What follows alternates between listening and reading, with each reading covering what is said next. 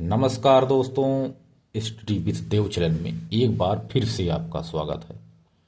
दोस्तों, पिछली वीडियो हमने सेल को कंप्लीट किया है। साधारण सेल, शुष्क सेल, द्वितीयक सेल आज भी चर्चा किया था। अब देखते हैं दोस्तों विद्युत धारा के प्रभाव। विद्युत धारा के प्रभाव पे चर्चा करते हैं दोस्तों। तो विद्युत धारा के प्रभाव की बात की जाए, ये निम्नलिखित प्रकार की होती है। विद्युत धारा निम्नलिखित प्रकार की होती है। पहला है ऊष्मीय प्रभाव, रासायनिक प्रभाव, चुंबकीय प्रभाव और प्रकाश वैद्युत प्रभाव आदि प्रकार के प्रभाव हैं। ऊष्मीय प्रभाव पे आइए चर्चा करते हैं। सबसे पहले विद्युत धारा के प्रभाव में ऊष्मीय प्रभाव किसे कहते हैं? ऊष्मीय प्रभाव किसे कहते हैं? अधिक प्रतिरोध वाले चालक तार में धारा प्रवाहित करने पर धारा को प्रतिरोध के विरुद्ध अधिक कार्य करना पड़ेगा। इससे तार गर्म हो जाएगा। इसकी घटना विद्युत धारा का ऊष्मीय प्रभाव कहा जाता है। दोस्तों, समझ में आ गया होगा कि अधिक प्रतिरोध वाले चालक तार में, जिसमें प्रतिरोध अधिक होता है जिस तार में, उस चालक तार में धारा प्रवाहित करने पर, यदि उसमें जिसमें प्रतिरोध अधिक है उसमें यदि हम धारा प्रवाहित करते हैं तो धारा प्रवाहित करने पर धारा को प्रतिरोध के विरुद्ध भी अधिक कार्य करना पड़ता है, क्योंकि उसमें प्रतिरोध है, उसके विरुद्ध भी कार्य करना पड़ेगा। इससे तार जल्दी से गर्म होता है। जब वह गर्म हो जाएगा तो इसकी घटना विद्युत धारा का ऊष्मीय प्रभाव कहलाती है। इस ऊष्मीय प्रभाव पर निम्नलिखित विद्युत उपकरण आधारित हैं। इसमें विभिन्न उपकरण जो इस पे ऊष्मीय प्रभाव पर ही आधारित हैं, जैसे हीटर। पहला ले लेते हैं दोस्तों हीटर। हीटर भी बहुत वोल्टेज लेता है। हीटर जैसे प्लेट, पीओपी, तार, नाइक्रोम के तार का प्रतिरोध और गलनांक बहुत अधिक होता है। हीटर जो है प्लेट, पीओपी प्लेट है, तार नाइक्रोम के तार का प्रतिरोध और गलनांक बहुत अधिक होता है। अतः इस तार में धारा प्रवाहित करने से तार बहुत गर्म हो जाता है, बहुत गर्म हो जाता है। दूसरा इस्त्री यानी प्रेस। इसमें अभ्रक का प्लेट होता है और तार नाइक्रोम का होता है। यह भी बहुत जल्दी गर्म होता है। तीसरा है बल्ब। इसमें तार जो है दोस्तों टंगस्टन का बना होता है। यह भी बहुत जल्दी गर्म होकर प्रकाश देता है। इसमें तार टंगस्टन का होता है। इसका भी प्रतिरोध और गलनांक बहुत अधिक होता है।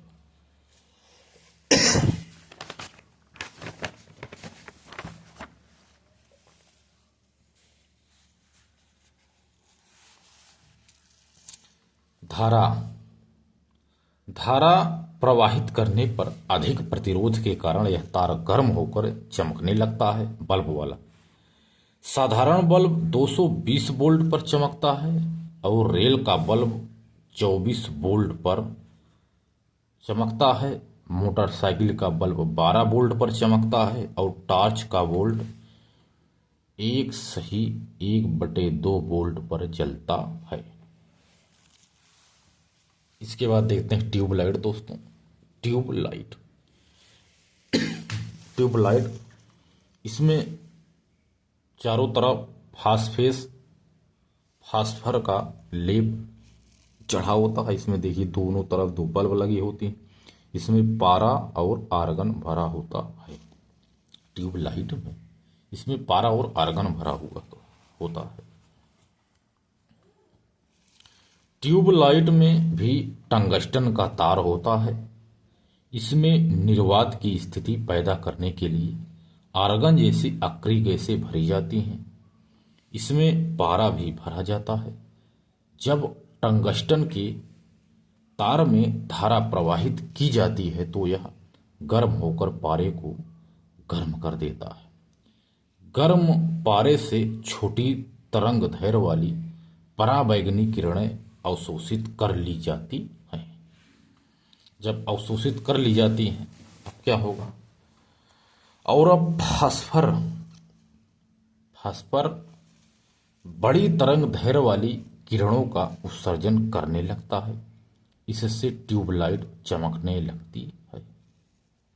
ट्यूबलाइट के चमकने को ही प्रदीप्ति कहा जाता है।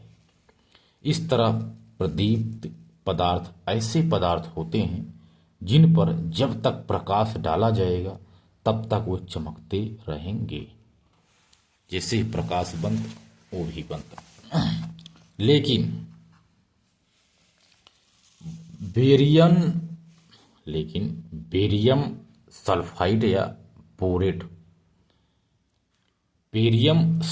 या बोरेट जैसे कुछ ऐसे पदार्थ भी होते हैं जिन पर प्रकाश डालना बंद भी कर दिया जाए तो भी वे चमकते रहते हैं। ऐसे पदार्थ स्फुरदीप्ति कहा जाता है। ऐसे पदार्थों को स्फुरदीप्ति कहा जाता है। बड़े बड़े साइन बोर्डों में भी इन्हीं पदार्थों का इस्तेमाल किया जाता है। ये बोर्ड दिन में प्रकाश अवशोषित कर लेते हैं और रात में चमकते रहते हैं। अब देखते हैं दोस्तों विद्युत धारा का रासायनिक प्रभाव। हमने उसमें प्रभाव देखा, अब देखते हैं रासायनिक प्रभाव विद्युत धारा का। ये दोस्तों हमने बताया था दोस्तों, इसमें Ag+NO3 ये सिल्वर नाइट्रेट है। इसमें दो बताया, एक कैथोड तांबे की छड़, एक एनोड चांदी की छड़ इसमें लगी हुई है। ये एनोड प्लस है और एक कैथोड माइनस है, दोनों आपस में जुड़ जाती हैं। ये द्रव भरा है। इसी पे विद्युत धारा का रासायनिक प्रभाव देखने को मिल रहा है। तो आइए इसको समझते हैं, परिभाषित करते हैं। विद्युत धारा का रासायनिक प्रभाव विद्युत अपघटन की घटना पर आधारित है। जो विद्युत धारा का रासायनिक प्रभाव है विद्युत अपघटन की घटना पर आधारित है। इसके माध्यम से एक धातु पर दूसरे धातु की कलई की जाती है। इसी को वैद्युत लेपन कहा जाता है। जैसे यदि हमें तांबे पर सिल्वर की कलई करनी है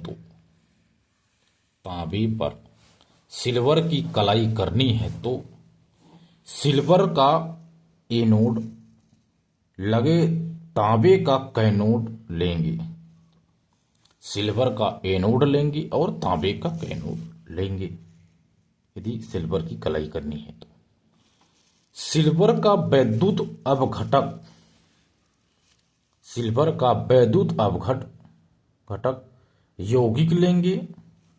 धारा प्रवाहित करने पर सिल्वर नाइट्रेट यानी विद्युत अपघटक यौगिक सिल्वर नाइट्रेट सिल्वर और नाइट्रेट आयनों में टूट जाएगा। सिल्वर कैथोड पर चढ़ जाएगा। जब यह टूट जाएगा तो सिल्वर कैथोड पर चढ़ जाएगा और अब क्या होगा?